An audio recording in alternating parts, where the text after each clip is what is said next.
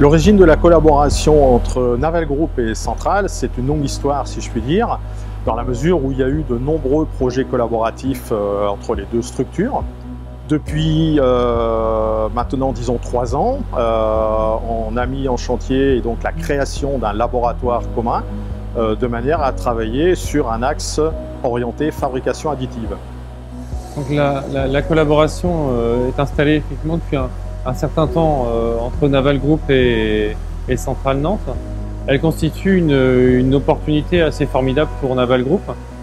puisque le savoir-faire acquis par l'école centrale dans le domaine de la fabrication additive nous permet par cette collaboration de faire des progrès rapides et importants sur les problématiques techniques et scientifiques auxquelles nous faisons face dans le cadre du développement de la fabrication additive chez Naval Group. Alors, le projet H2020 en lui-même vise à un allègement de structure d'un navire dans son ensemble. Donc ce projet est structuré, comme beaucoup nombre de projets européens, par ce qu'on appelle donc des work packages. Donc il y en a plus d'une dizaine de ces work packages. Et donc pour les partenaires qui ont été précités, ils s'attachent à un work package qui concerne le développement, la réalisation d'hélices de navires. Donc dans ce cadre, naturellement, étant donné les travaux qui avaient déjà été engagés entre l'école centrale et Naval Group sur la fabrication additive du propulseur, les opportunités nouvelles offertes par la fabrication additive ont naturellement amené l'idée de profiter de cette technologie pour participer à l'allègement des structures via l'allègement du propulseur. L'histoire de la construction de la pale d'hélice, elle commence par la reprise d'une pale d'hélice connue du monde scientifique et via la filiale Sirena de concevoir un nouveau design qui permette de profiter de la fabrication additive en utilisant la possibilité de rendre cet objet creux et donc de participer à l'allègement des structures. Alors après avoir réalisé le design de cette pale, finalement, pale creuse, on insiste,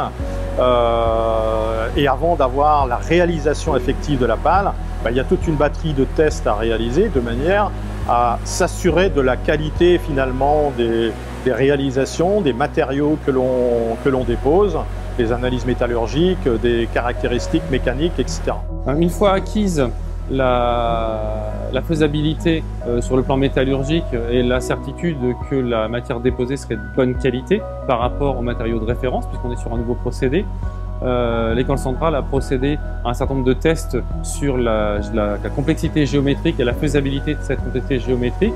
jusqu'à obtenir, il y a un peu plus d'1 an, fin 2018, un premier démonstrateur qui agrège l'ensemble des singularités géométriques permettant de se convaincre de la faisabilité de cet objet en fabrication additive. Donc les pales que l'on trouve aujourd'hui industriellement sont des pales massives, pleines.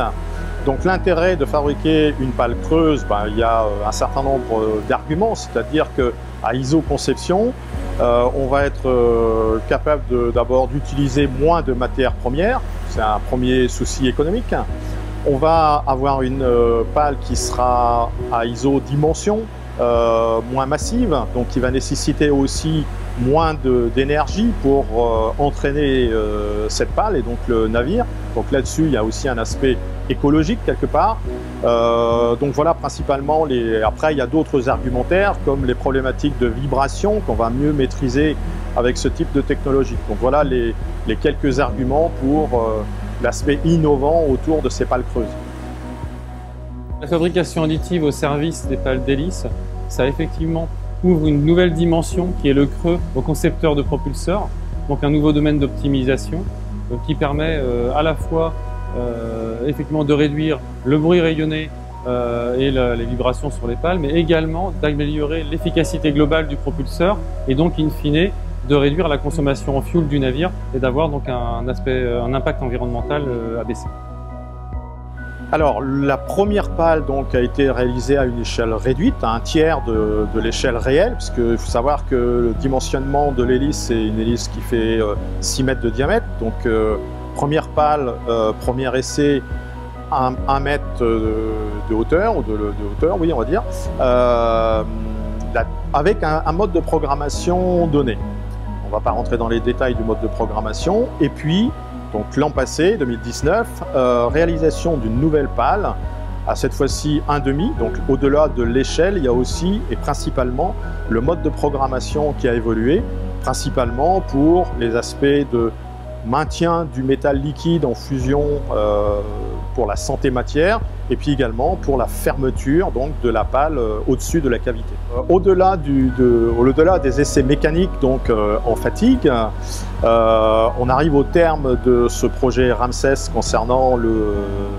work package sur le propulseur. Mais ce projet a permis aussi de générer de nouveaux challenges que l'on va s'attacher à traiter dans le cadre du laboratoire commun entre Naval Group et Centrale. Le fruit de ces travaux aujourd'hui et l'expérience qui a été acquise dans le cadre du projet Ramsès et dans le cadre de la collaboration globale entre Centrale Nantes et Naval Group sur la fabrication additive par dépôt-fil, aujourd'hui a permis de dérisquer suffisamment le procédé pour que Naval Group investisse dans un moyen industriel de production de propulseurs. Donc aujourd'hui, cette capacité a été investie, donc les projets se mettent en place pour une production industrielle. Et en parallèle, les perspectives qui ont été identifiées d'amélioration globalement de la performance des propulseurs des navires va permettre à d'autres industriels de profiter de ces avancées pour produire des propulseurs à large échelle pour le domaine commercial, pour améliorer l'impact notamment environnemental des navires.